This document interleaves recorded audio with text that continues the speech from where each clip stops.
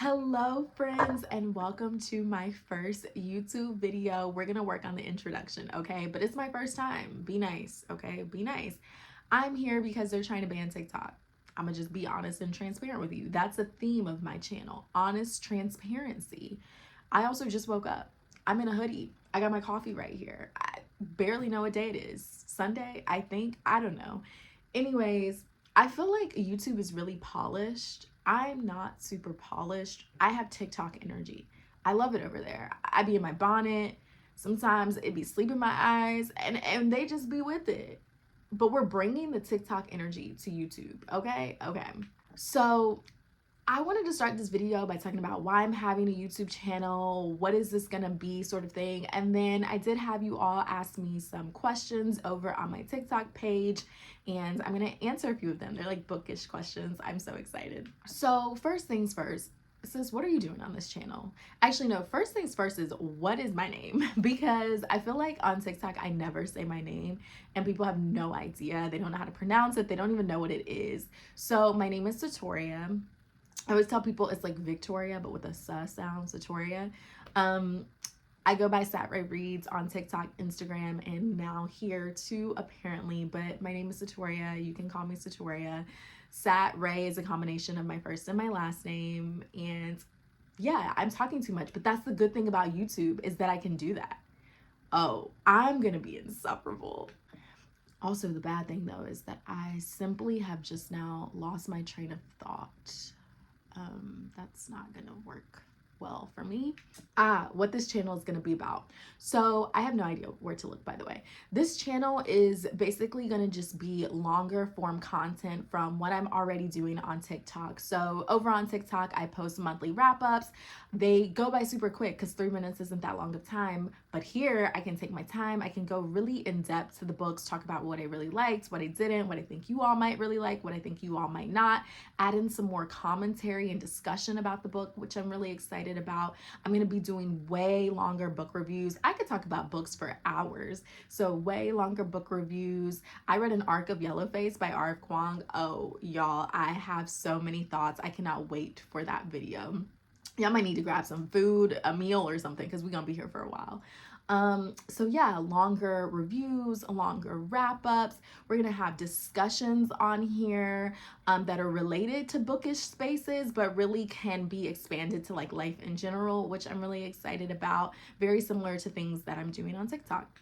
So that's kind of the purpose of this page, what's going to be happening over here, how often there's going to be content, which honestly isn't that often until TikTok is I don't even want to say it because I don't want to speak that into existence. I'm going to manifest and speak life into TikTok. The app's not going anywhere, and this will just be an addition to the work that I'm doing on TikTok. There we go. So let's jump in now to just like a little bit about me, and then we'll go to some of the bookish questions that my besties on TikTok asked. Originally from North Carolina, I literally was born, raised, grew up there, went to college there. And then I moved to Dallas, Texas. I was a US history teacher. I absolutely loved teaching. I loved my babies. You'll notice that some of the energy that I like put out in some of my like TikTok videos are very educational, trying to, educate people on different topics, maybe like abolition or, anti-Blackness, things like that. It's through a very educational lens because at my core, I am an educator. So I was in Dallas and just saw a lot of things happen. Moved to New York City, where I currently live now, because I'm getting a master's degree in sociology and education, and really just trying to learn more about the current education systems that we have, and honestly reimagining new ones, because what we have is not working, nor was it intended to be a place for folks who look like me and other marginalized people. So at my core, I'm an educator, I am an organizer, I'm an advocate for marginalized people of all identities and all ages, but a lot of my efforts are for children, specifically Black girls. And so that's kind of like where I'm coming at, but also at my core, I am a reader. Like many people, I started reading at a very young age. My family didn't have a lot of money, and the one thing that was free was the library. So I spent a lot of time at the library. Also spent a lot of time at my local Barnes and Noble because you could just go in there, read the books, and like no one really bothered you. Really a safe space for me, and I loved reading. As a child, I loved like the Magic Treehouse books. I loved Junie B. Jones. I loved Where the Wild Things Are is like one of my favorite books of all time. I then, got into this like dystopian fiction era, and I was reading like The Hunger Games and The Maze Runner and just like any sort of dystopian fiction I loved. But as I got older, I also stopped reading as much. I'm sure a lot of you all can relate, right? Like once you get into adulthood, unless you're really intentional about reading, it's one of those things that quickly falls to the wayside. And so it was like 2020, I was in Dallas, I was in my first year of teaching, it was about to be spring break, and then the pandemic was like, hello, bitch. Like, I'm here. And I was like, oh, like, that feeling when we thought like, oh, this is just gonna be like a cute little, do y'all hear those sirens? Y'all gonna hear those a lot, okay? It's New York, baby. Okay, as I was saying, the pandemic was one of those times where everybody was like, what the fuck is going on? Like, honestly, like, what is happening? No one really knew anything. We just knew, like, keep your ass inside. Okay, there's nowhere for you to go.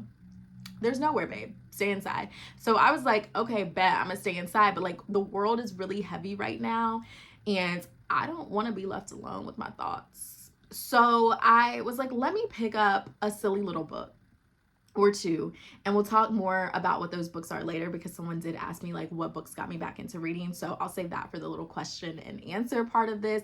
But I started reading during the pandemic and honestly have not stopped since.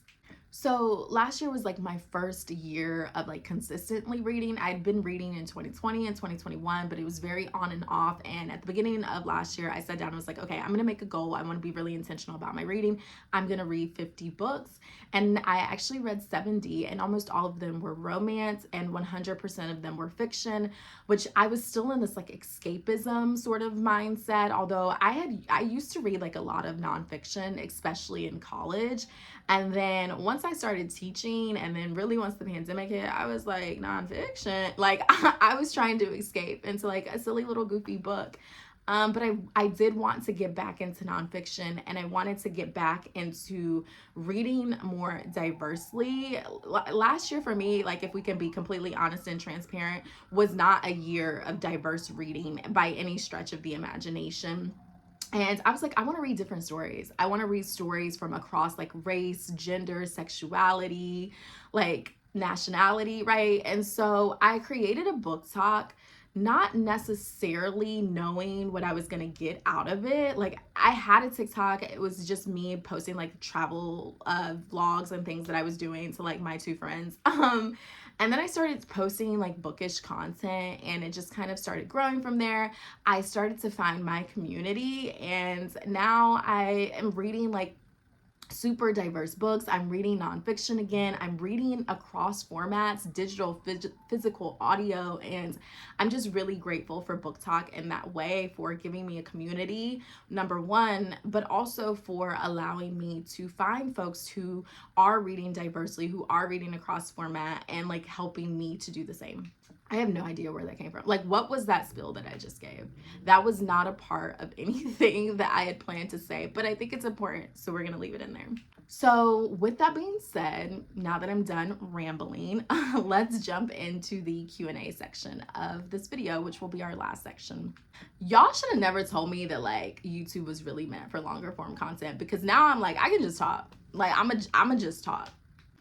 And it's like, girl, you had a script. Stick to it, babe.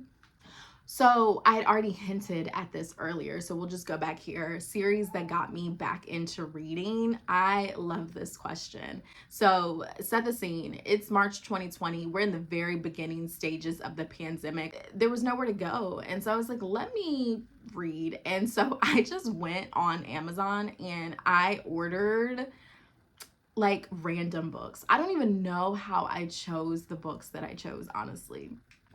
And you know they're random because why is this one of the series that I chose that got me back into reading? Can y'all? The Selection series.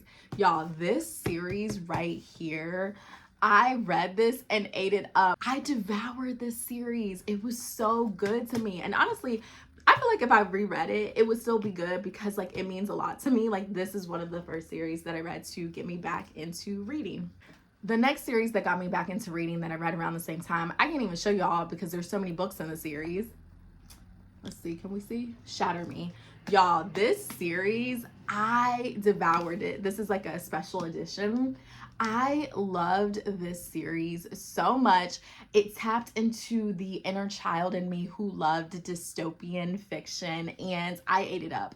I think I read the entire series in like 2 weeks, and it's over like 10 books. I loved it so much. I would also argue that this series is the reason why I'm an enemies to lovers girly.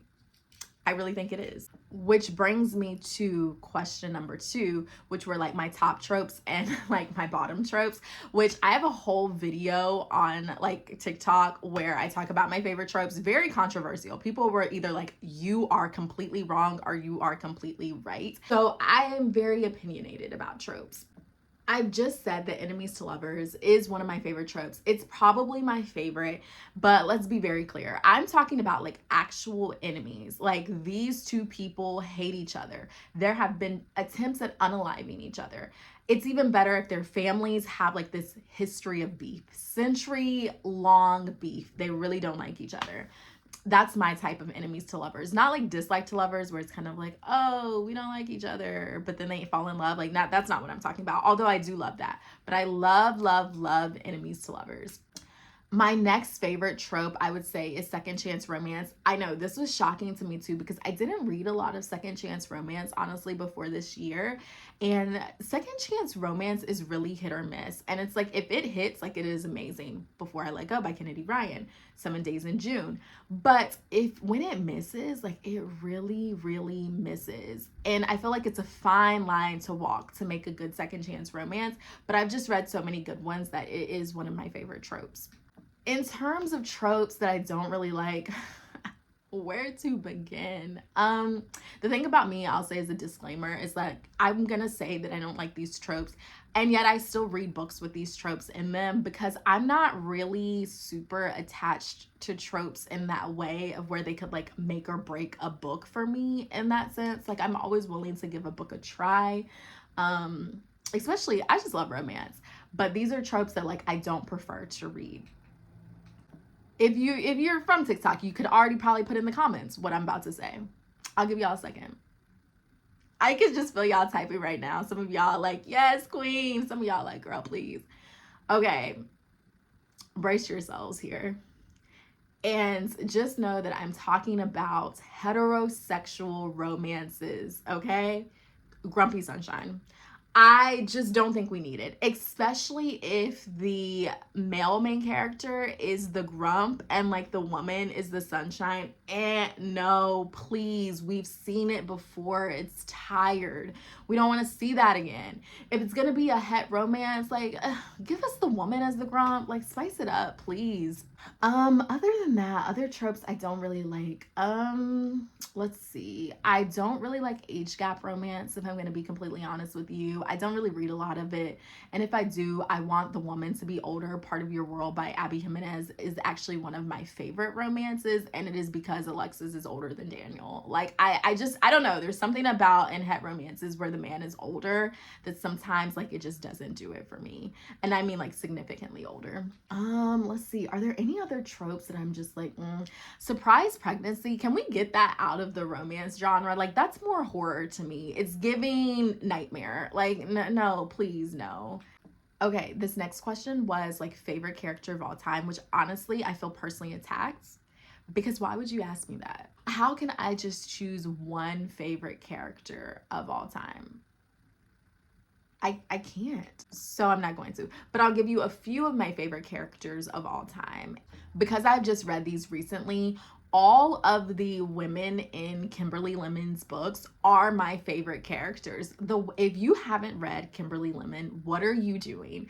Okay, it's monster romance, it's a little bit spicy, it's so good, but I love her characters because she writes them, especially She writes them like so realistically. Like sometimes when you read like romance, it's just like, I know that we are meant to suspend disbelief, and that like I'm often reading romance in particular because I want to, you know, step outside of myself or something.